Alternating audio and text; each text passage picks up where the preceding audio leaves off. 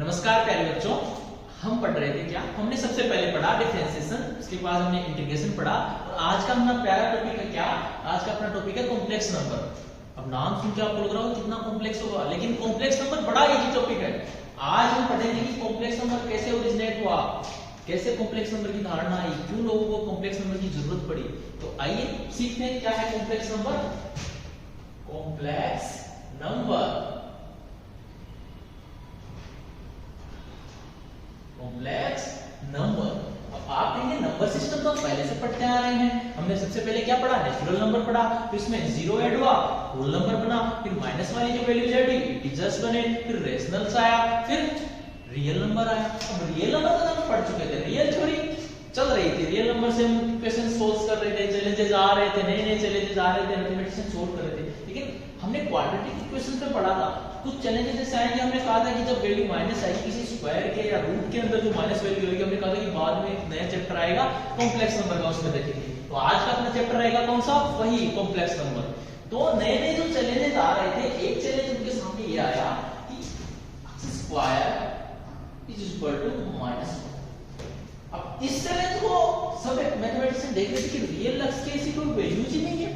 Real number theory में real अक्स की कोई वैल्यू नहीं है जिसमें x का स्क्वायर करेंगे, रियल अक्स का कोई ऐसा वैल्यू नहीं है जिसका स्क्वायर का वैल्यू -1 या स्क्वायर का वैल्यू नेगेटिव आए।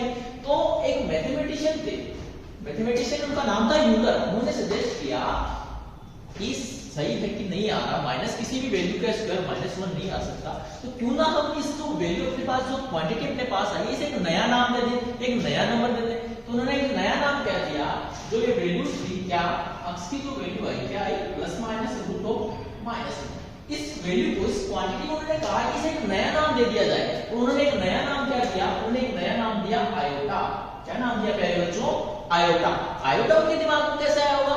आयोटा इसलिए आया होगा क्योंकि ग्रीक जो लैंग्वेज होती है, अपने जैसे अल्फाबेट होती है ABCD, ग्रीक लैंग्वेज की अल्फाबेट होती है, उसमें 9th लेटर होता है कौन सा? आयोटा। तो उन्होंने सजेस्ट किया कि जो अपने पास क्वांटिटी आ रही है इसे हम क्यों ना एक नया नाम दे दें आयोटा।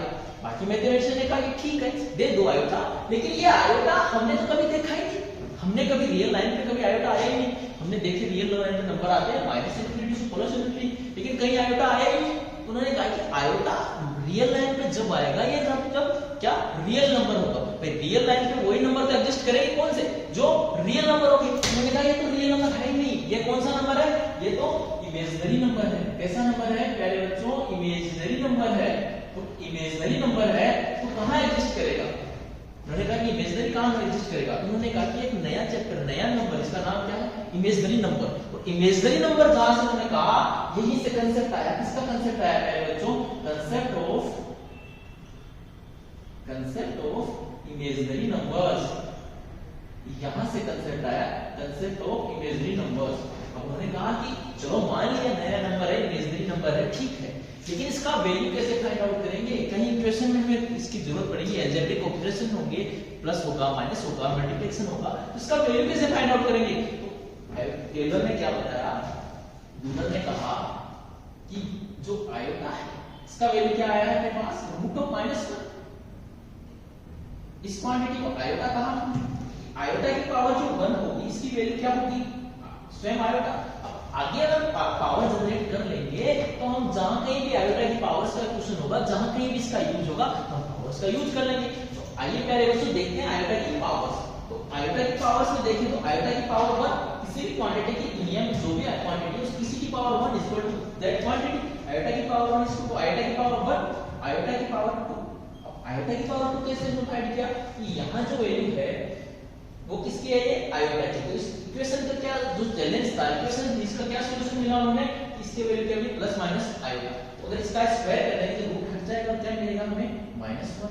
उन्होंने कहा आयोटा की पावर 3 हो तो दोनों साइड आयोटा से मल्टीप्लिकेशन करेंगे तो आयोटा की पावर 3, इधर आयोटा से क्या आयोटा क्यूब, इधर आयोटा से क्या बच जाएगा -आयोटा।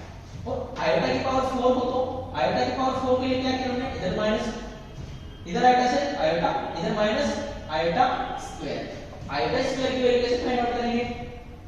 आयोटा स्क्वायर की वैल्यू अपने पास पहले से ही है -1 और माइनस माइनस प्लस तो क्या आ गई 1। तो उन्होंने देखा कि आयोटा की वैल्यू 4 तक फाइंड आउट है।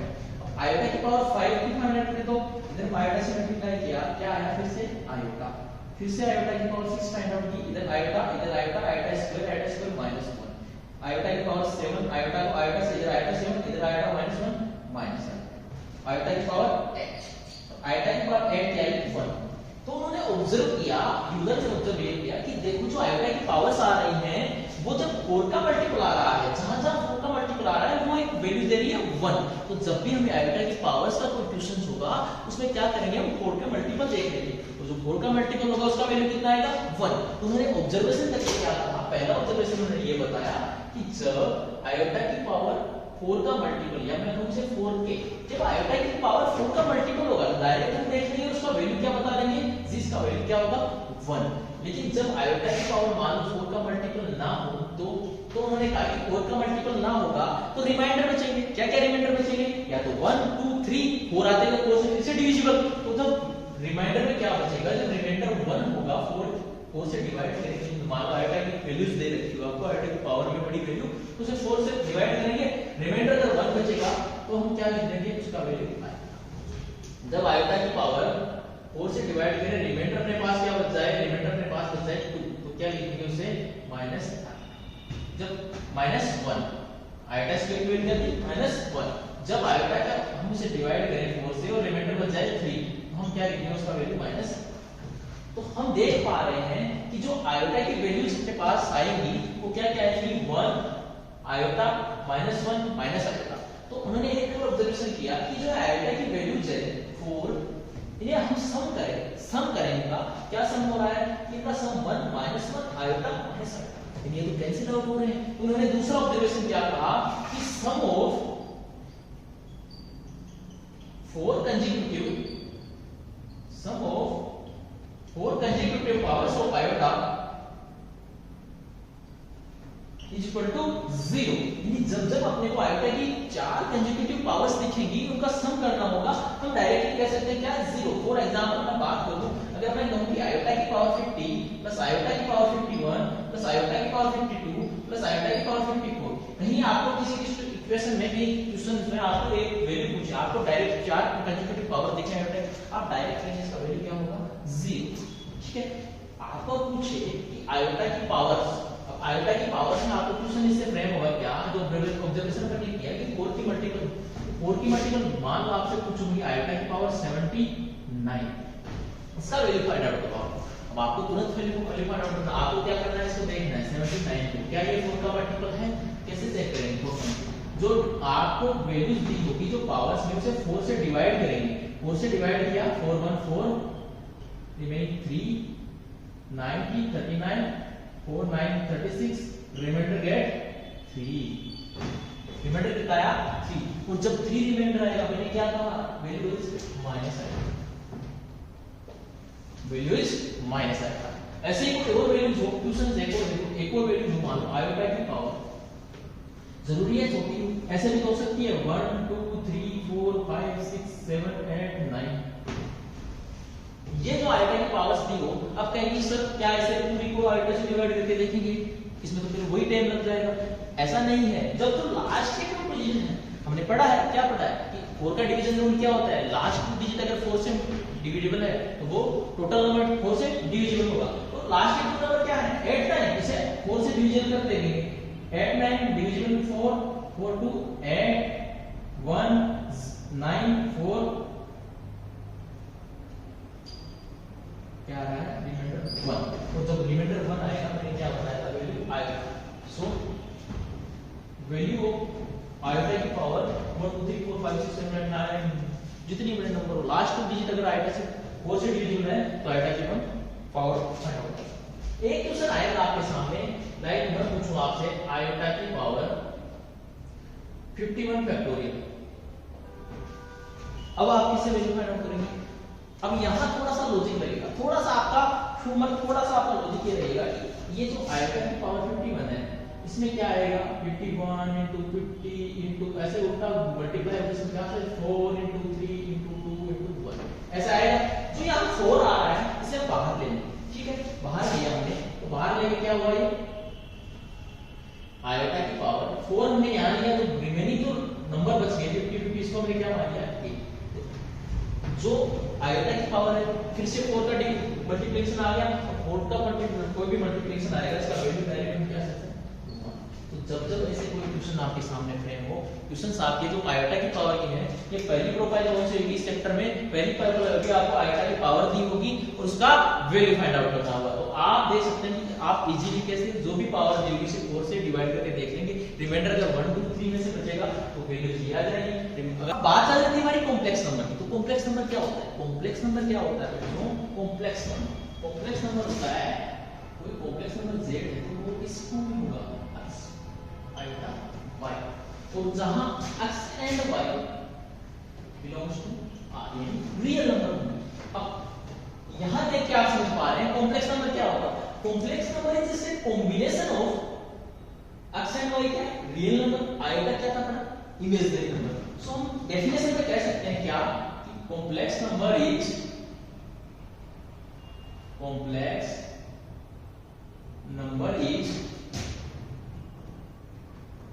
combination of real number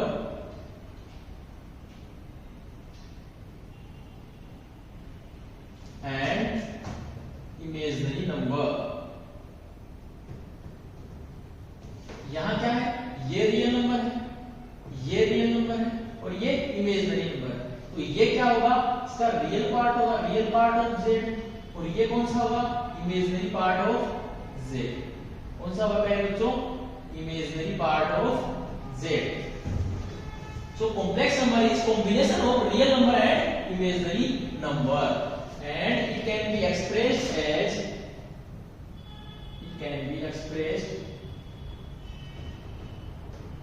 in form of x plus iota y where x and y क्या होंगे बच्चों, x and y are real numbers। तो हम कह सकते हैं कि कोई कॉम्प्लेक्स नंबर होगा उसमें क्या होंगे, उसमें रियल नंबर्स होंगे और एक पार्ट तो होगा कौन सा रियल पार्ट, एक होगा इमेजिनरी पार्ट। जिस साइड इमेजिनरी नंबर होगा वो कौन सा पार्ट होगा, इमेजिनरी पार्ट होगा। एग्जांपल के लिए देखें, कोई नंबर दे रखा है आपको 3 + 5 आयोटा 5, 3 + आयोटा 5, तो क्या ये कॉम्प्लेक्स नंबर है, आप कह लीजिए है। क्यों, इसमें ये इसका रियल पार्ट है, ये इसका इमेजिनरी पार्ट है। लेकिन मैं कहूं कि क्या 5 ये कॉम्प्लेक्स नंबर है, अब आपके दिमाग में सर ये तो रियल नंबर है, एग्जैक्टली रियल नंबर भी तो है, लेकिन क्या हम इसे ऐसे भी तो लिख सकते हैं 5 + 0 आयोटा, यानी इसका जो इमेजिनरी पार्ट है वो हम 0 कर सकते हैं। या मैं पूछूं आपसे क्या 3 आयोटा है वो कॉम्प्लेक्स नंबर है, आप कहेंगे ओनली 3 आयोटा, नहीं इसमें तो रियल पार्ट है। अरे है, क्यों नहीं है, जैसे इसमें क्या हो गया, इसका रियल पार्ट 0 हो गया, इस बार इमेजिनरी पार्ट।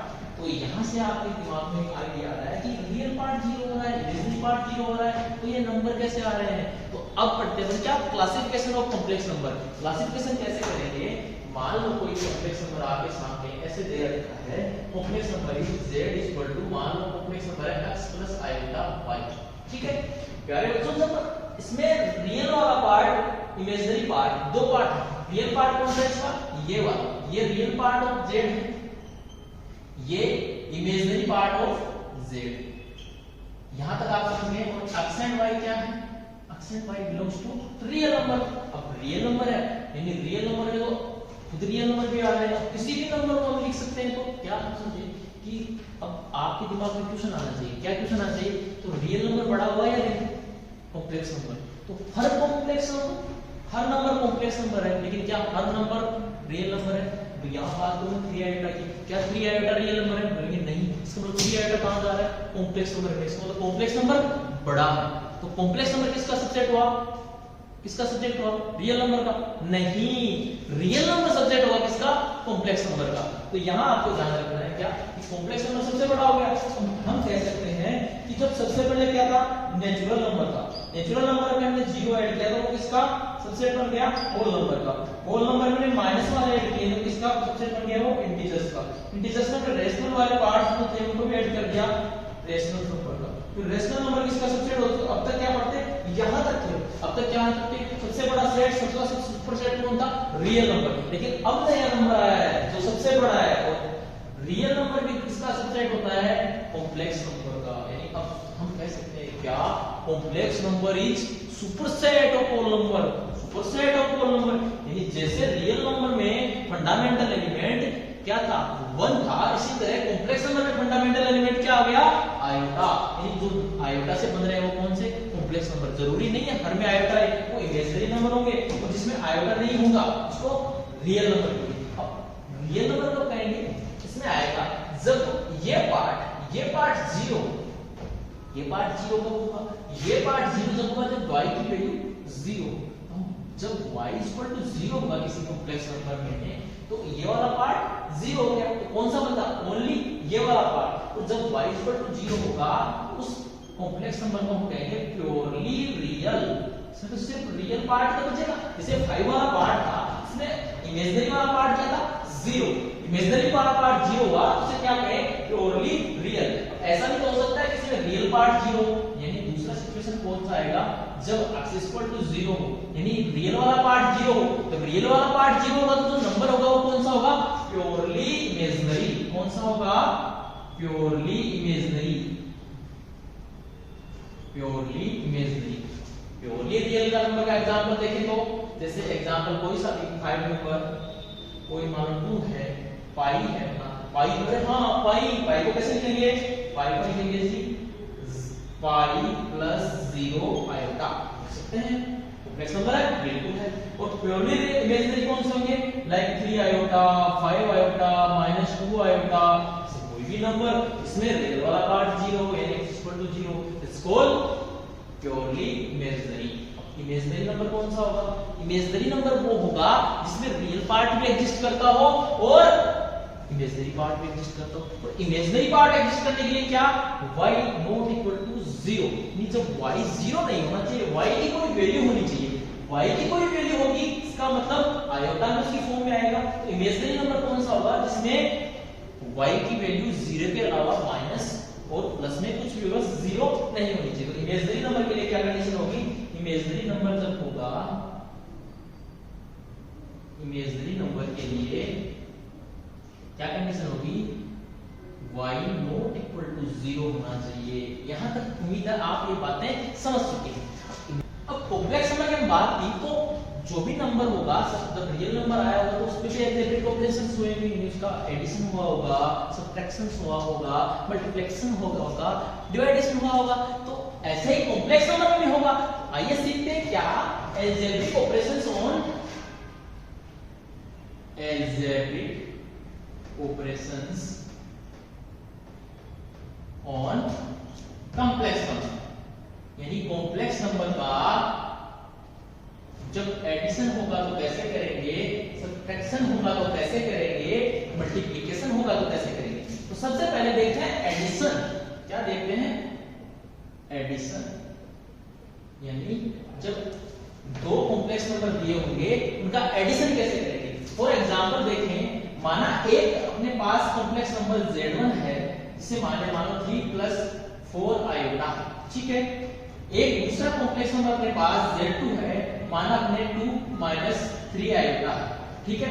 और जब एडिशन होगा यानी z1 + z2 होगा तो क्या होगा? जब कॉम्प्लेक्स नंबर का एडिशन होगा तो जो इसका रियल वाला पार्ट है, रियल वाला पार्ट कौन सा है? रियल वाला पार्ट है ये वाला। रियल वाला पार्ट रियल वाले पार्ट के साथ ऐड होगा और जो इसका इमेजिनरी पार्ट है वो इमेजिनरी पार्ट के साथ ऐड होगा। तो रियल वाला पार्ट क्या है? 3 + 2। 3 + 2 कितना हो जाएगा? तो यहां हम देखें, ऐसे लिख लेंगे 3 + 4 आयोटा प्लस 2 - 3 आयोटा, ठीक है। तो रियल वाला पार्ट किसके साथ? रियल वाले पार्ट के साथ। इमेजिनरी पार्ट किसके साथ? Imaginary part. तो 4 आयोटा - 3 आयोटा -5। तो देयर इज योर आंसर क्या? 5 - आयोटा। अगर मैं बात करूं इसकी सबट्रैक्शन की,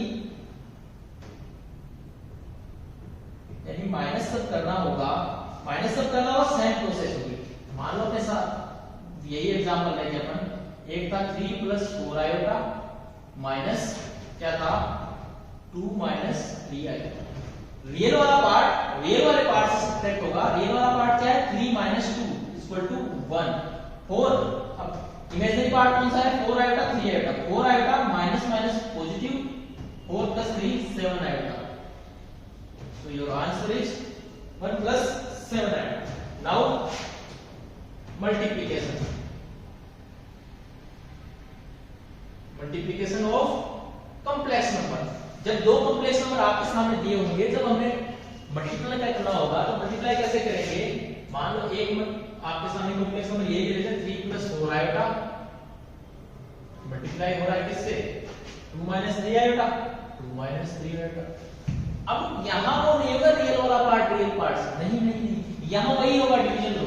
यहाँ क्या, पहले ये 3 से मल्टीप्लाई होगा, फिर ये 3 इससे मल्टीप्लाई होगा, फिर ये 4 मल्टीप्लाई इससे होगा, फिर इससे मल्टीप्लाई होगा। तो आइए देखते हैं कैसे। पहले 3 से मल्टीप्लाई होगा 6, 3 से मल्टीप्लाई होगा माइनस 9 आयोटा, 4 इससे प्लस 8 आयोटा, 4 इससे होगा plus minus minus, 4 3 12 iota into iota, iota square. हम अपने पावर्स ऑफ आयोटा पहले क्यों पढ़ा, क्योंकि जब आगे हम अलजेब्रिक ऑपरेशंस करेंगे तो देखो यहाँ हमें आयोटा स्क्वायर की वैल्यू पुट कर देंगे। आयोटा स्क्वायर की वैल्यू क्या होती है, -1। क्या होती है, आयोटा स्क्वायर इक्वल टू -1। यहाँ -1 पुट करेंगे तो क्या आ जाएगा, प्लस माइनस माइनस प्लस 12 12, क्या लिख देंगे, 6 यहाँ है, 12 यहाँ है, 18 माइनस के 9 आयोटा प्लस के 8 आयोटा, माइनस आयोटा। तो मल्टीप्लिकेशन में क्या आ गया, 18 माइनस। अब आगे बात करें डिवीजन। डिवीजन रूल ध्यान से देखना आपको, बहुत जगह ऐसे है क्वेश्चंस आपको फ्रेम होंगे और डिवीजन में से होंगे। कैसे, सबसे ज्यादा जो क्वेश्चंस में काम आएगा वो डिवीजन रूल का। डिवीजन रूल में क्या होता है, मान लो आपको सामने दिया हुआ है क्या, 3, यही एग्जांपल है, 3 plus 4 iota by 2 minus 3 iota, ये क्वेश्चंस दे रहे हैं। तो जब ऐसा क्वेश्चंस होगा हम क्या करेंगे, इसका कॉन्जुगेट लेंगे, जो डिनोमिनेटर में दे रखा होगा उसका कॉन्जुगेट। तो कॉन्जुगेट क्या होता है, आयोटा को रिप्लेस कर देंगे किससे, माइनस आयोटा से, और उसको मल्टीप्लिकेशन कर देंगे और डिवाइड कर देंगे। सेम जैसे 2 माइनस 3 आयोटा है तो इसका आयोटा इसमें माइनस कर देंगे प्लस हो जाएगा, तो 2 प्लस 3 आयोटा से डिवाइड मल्टीप्लाई और 2 प्लस 3 आयोटा से डिवाइड। कोई फर्क पड़ा इससे वापस कैसे। अब इसे क्या करेंगे, आगे शुरू करें तो इसे तो मल्टीप्लाई करेंगे इसी रूल से करेंगे तो 3 into 6 3 to 6 3 into 3 प्लस का 9 आयोटा, 4 into 2 प्लस का 8 iota, 4 into 3 12 iota square upon नीचे दे रखा क्या, a minus b, a plus b, we know that a plus b, a minus b is equal to a square minus b square, a square is equal to what, 4 minus b square क्या होगा, 9 iota square. Iota square की value ऊपर और नीचे put कर सकते हैं अपन। Iota square की वैल्यू क्या होती है, -1 पुट किया तो -12 है, यहाँ क्या था पॉजिटिव 6 तो -6, 9 and 8 17 आयोटा डिवाइड बाई क्या आएगा 4 और -1 यहाँ पुट किया, -1 पुट किया तो -1 प्लस 9 4 13। अब अपने सामने ये वैल्यूज आती है, इस वैल्यू को क्या करेंगे हम सेपरेट कर देंगे। सो क्या मिला 6/13 प्लस 17/13 आयोटा। इसमें रियल पार्ट हमने अलग कर दिया और इमेजिनरी पार्ट इसका अलग कर दिया। हमने ये 4 अलजेब्रिक ऑपरेशंस पढ़े और हमने देखा कि जब हमें यूज करना होगा इनका तो हम कॉम्प्लेक्स नंबर को ऐसे सोल्व करेंगे। ठीक है प्यारे बच्चों।